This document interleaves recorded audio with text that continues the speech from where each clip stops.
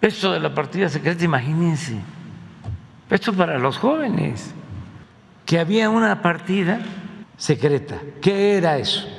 Que el presidente podía disponer de una cantidad del presupuesto sin tener que comprobar nada. Solicitaba el dinero, podía entregar ese dinero a particulares, a dirigentes políticos, a dirigentes sindicales, o quedarse él o su familia.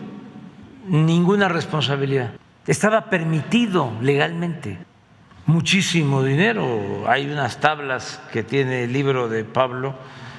El caso de Salinas de Gortari, el licenciado Pablo Gómez, como usted, presidente, investigaron a profundidad la llamada partida secreta que en su momento representó pues un hoyo financiero a la hacienda pública, a la hacienda mexicana, por todo lo que se robaron. Pero también en el caso de Ernesto Zedillo, en el caso también de Vicente Fox y en el caso de Felipe Calderón, sí han recibido estas alertas de parte del sistema financiero y si se les está dando seguimiento, como hasta ahora se hizo, bueno, primero con el caso de Enrique Peña Nieto, que ya fue denunciado.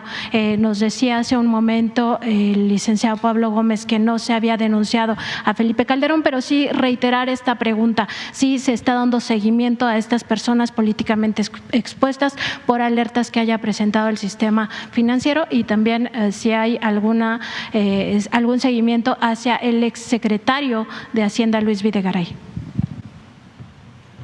¿Ven?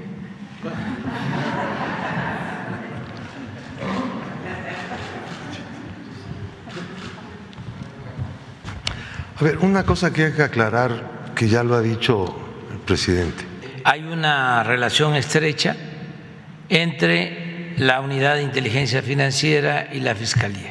Y hay cooperación permanente. Todo lo que solicite la Fiscalía se investiga y se le envía a esta institución que es autónoma y que es la encargada de hacer las investigaciones para los procesos judiciales. Todo.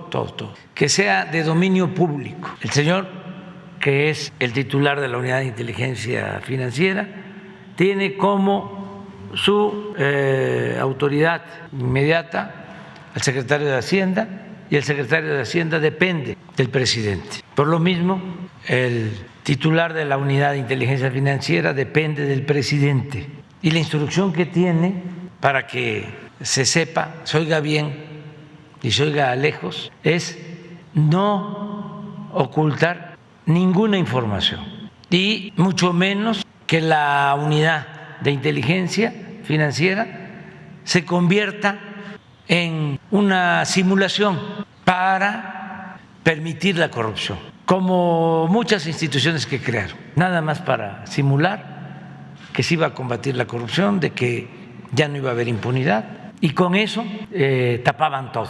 Eso ya no existe. Él tiene que entregar toda la información a la Fiscalía y la Fiscalía lo mismo. Es un órgano autónomo que respetamos, pero tiene que actuar con rectitud y que no se permita la corrupción ni la impunidad. Y el Poder Judicial, lo mismo, lo que hemos hablado, de jueces, de magistrados, de ministros, y sostengo, le tengo confianza al fiscal y le tengo confianza al presidente de la Corte en este importantísimo asunto.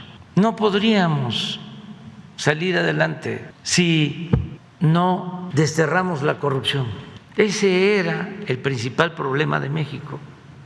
El presidente era uno de mis lectores más asiduos en esta materia.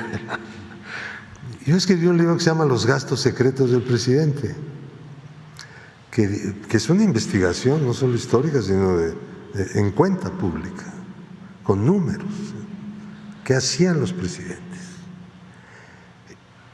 No solo era la partida secreta el problema, que era un problemón. Por la capacidad del presidente, tenía una bolsa de dinero que podía hacer lo que quería, dársela a quien fuera o llevársela a su casa y nadie se podía meter en eso. sino que había, todo el ramo 23 estaba lleno de gastos discrecionales. Allá había nóminas enteras de líderes, de políticos, se repartía. Miren, uno de las raíces del Estado corrupto en México fue el establecimiento de los gastos discrecionales del presidente de la República. Y es una de las cosas que apuntaló el presidencialismo, cómo se gestó después de que los militares dejaron el poder. Yo no digo que no había corrupción antes, pero no había una forma de gobernar que se basa en gran medida en la corrupción. Ese es el concepto de Estado corrupto. Y una de las principales instituciones originales del Estado corrupto fueron los gastos discrecionales del presidente. Fíjense, la Constitución decía no habrá más partidas secretas que las que se aprueben para eso, que serán ejercidas por los secretarios de Estado con la firma del presidente. El primer jefe, Venustiano Carranza, planteó esa redacción para evitar el relajo que había de partidas secretas por todos lados en el presupuesto.